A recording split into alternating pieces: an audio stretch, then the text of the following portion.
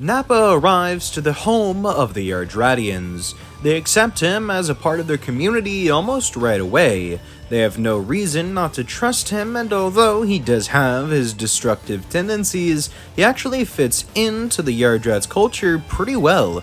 With incredible reserves of ki as well as insane sand potential, Nappa would be able to learn most of their techniques relatively easily, even if he is kind of an idiot. We love him, but he's a little dumb. But that doesn't mean he wouldn't be able to learn techniques incredibly quick.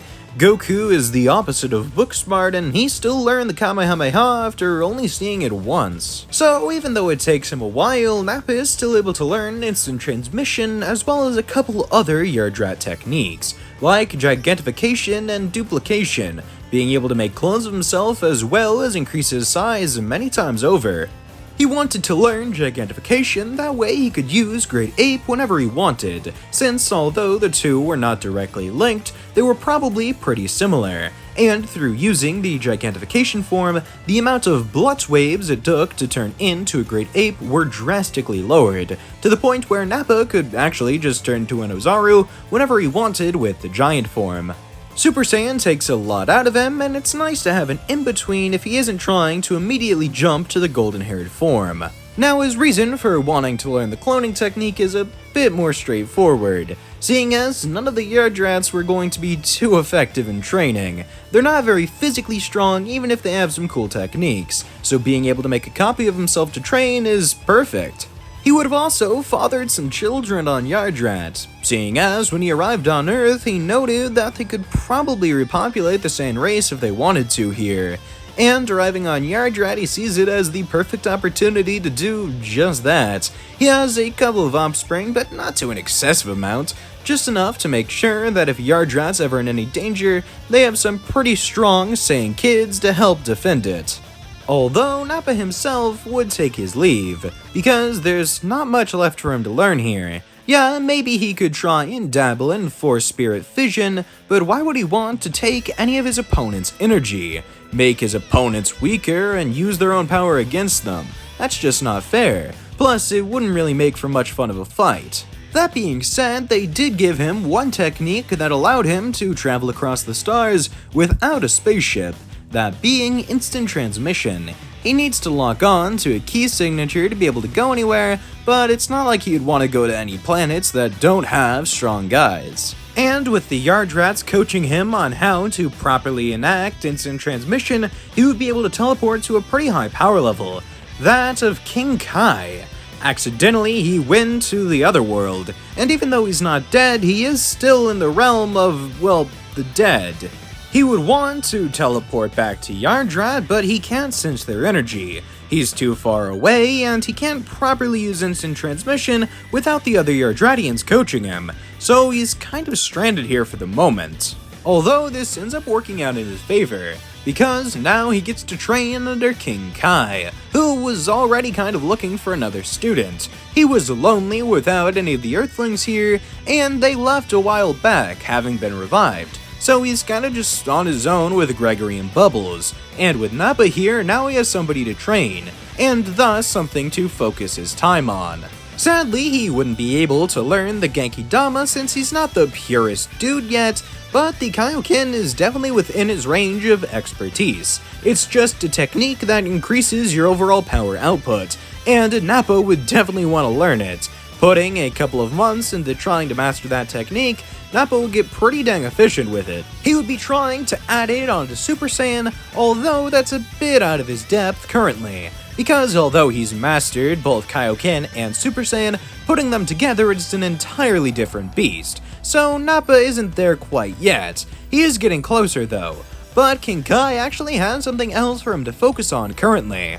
Midway through his training, Nappa would have been told of Goku's death. He was killed by a mysterious illness on Earth, and would be returning to the afterlife. However, sadly not to King Kai's planet. The hulking Saiyan would have wanted to train with him, but Goku was going to heaven. He got to keep his body in the afterlife, but since he didn't have instant transmission, he couldn't traverse the different realms like he would in the original. Instead, he was kinda just stuck to heaven, but that didn't really matter to him, since he was still able to find all of the greatest warriors that heaven had to offer. And although Nappa's own proficiency with instant transmission would probably let him teleport to heaven to get Goku, it just wasn't something he thought of, and King Kai definitely wasn't going to bring that up. It was probably against the rules in one way or another, and he wasn't trying to get in trouble or anything. Beerus had already destroyed half his planet. He doesn't need the other gods on his case. Although the death of Goku wasn't the problem. Instead, it was the absence of Goku that was the real issue, as two androids arrived on Earth, or rather were created on Earth and began wreaking havoc. These two were 17 and 18, and all of the Z-Fighters were killed by these tyrannical Terminator teenagers, leading to the Earth being helpless to defend against them. The only exception was Gohan, who had awakened to Super Saiyan like Nappa before him, but was still no challenge to the cyborgs. Now the only hope for the Earth is that of King Kai's greatest student, that being Nappa. And although he's eager to fight against the androids, he can't. He's no better at instant transmission than when he first arrived here, so he can't get back to the realm of the living, let alone specifically to Earth. But King Kai has a fix to that. This entire time he's known instant transmission, and can help him to master it. Nappa does feel a little deceived he was never taught this before, but he also never asked about it, so this is kinda on him, something King Kai is quick to point out. It only takes a couple more days of teaching before Nappa has it mastered to a degree in which he can use it on his own. Then he puts two fingers to his forehead and teleports down to Earth, locking on to Gohan's key signature, which was by far the strongest on the planet. At first, the young hybrid believes that his eyes are playing tricks on him, although Nappa asks him to come give Uncle a hug, to which Gohan is a little hesitant. After all, they never were on the best of terms, but it's the only person that Gohan can recognize that isn't actively trying to kill him.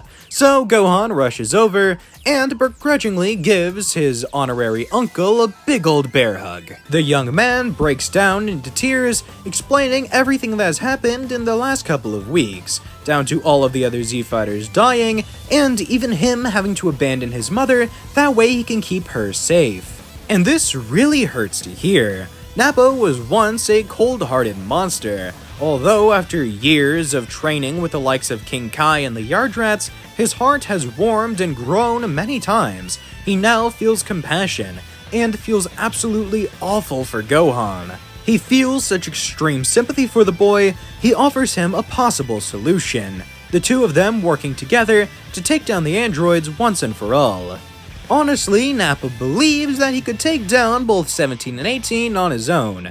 Not only has he perfectly mastered Super Saiyan by this point, but he also has Kaioken, that if push came to shove, he might be able to stack on top of his super transformation. However, he wants to make sure this young lad's okay. And the best solution to most of Nappa's problems is just punching something.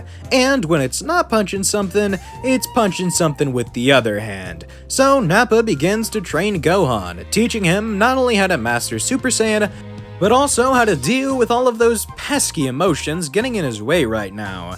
Gohan is a young kid, maturing, but he's also a Saiyan above all that, so the only person that would really get what Gohan's going through is Nappa. Piccolo can try and teach him how to control his anger, but if anybody knows anything about anger, it's definitely Nappa. Over the next couple of months, the two would bond incredibly. Not only do the two get stronger, but they become almost like family to one another, which is crazy to think about when you remember where they were just a couple years back. For Nappa, helping to train and even to a point raise Gohan brings him back to when he was doing the same thing for Raditz and Vegeta, back to when he had people to depend on, and even more so to depend on him. This not only helps him grow as a person, but it also makes him value life a whole hell of a lot more, and he even cares for Gohan. Hell, he's beginning to even get attached to the Earth. And for Gohan, he has somebody to put him in his place. In the future timeline, he never had anybody to depend on. He never had anybody that he could trust or go to for support. But now Nappa's there and he's forcing him to take a second and breathe. Not only is he getting the opportunity to get stronger and train with somebody else, but he's also able to get a handle on his emotions, cope with everything he's been dealing with over the last couple of months. losing his dad, losing everybody he was connected to, and having to leave his mom because if he didn't, then the androids could use her against him. With everything that Gohan was going through, he needed somebody like Nappa to come in, or he would spend the next couple of years wasting his life away trying to fight against the androids when ultimately it was a hopeless effort. And now, thanks to Nappa's training, he actually has a chance on his own, let alone with Nappa's help. And not wanting to see any more innocent lives stripped away from them, Gohan and Nappa would head over to where the androids were currently wreaking havoc on a city. The androids were slaughtering civilians like cattle, as if they were vermins that needed to be eradicated from the earth. For whatever reason, they saw themselves above the everyman. They were evolved, superior. But Nappa and Gohan wouldn't have it. They wouldn't allow this rampage to continue any longer. They enter the battle in Super Saiyan. They had already fully mastered the form, and there was no point reverting to base when they knew what they were going up against. Gohan would take on 17, knowing that was the stronger of the group. He didn't want to risk Nappa's life yet again. Even if the two were leagues beyond the androids, Gohan wouldn't be taking any chances. Nappa would be able to easily overpower 18. After only a couple of seconds, the blonde-haired android realized that none of her attacks were working. She wasn't able to deal any damage against the bald Saiyan, and every hit that he landed was devastating. He tells her to surrender and flee with her life, otherwise Nappa will be forced to kill her. He's grown past that. He doesn't want any more senseless violence. And even though she appears to leave, she suddenly then tries to rush Nappa from behind, using a giant ki blast, even though it does absolutely nothing to the Saiyan. He turns around and with an angry look on his face, he puts his hands together before then shouting, "Kamehameha!" She's completely obliterated in the blinding blue light as he says, "That was for you, Goku." Kakarot was the first person to ever show him any sort of genuine kindness. He went out of his way to save the Saiyan's life, and to repay that debt, Nappa wanted to defend the planet that Goku was trying to when they first met. Nappa wanted to spare the android, but she had forced his hand, and the same thing appears to be happening with Gohan. 17 is backed into a corner. He doesn't understand how Gohan has gotten this much stronger, but before he has the chance to formulate a plan or anything, Gohan appears in front of him with lightning-fast speed that surpasses the androids by a mile. He appears directly in front of 17 before saying, "Sorry, I'm fresh out of mercy," before then using a Masenko to completely obliterate the android. He understands why Nappa tried to show mercy to the other one, but ultimately, after everything 17 and 18 have done, Gohan just couldn't forgive them. Although, as the future timeline attempts to rebuild, they would face an even greater challenge than 17 and 18. This being the God of Destruction, who has newly awakened from his slumber, although a bit early because there were no time travel shenanigans.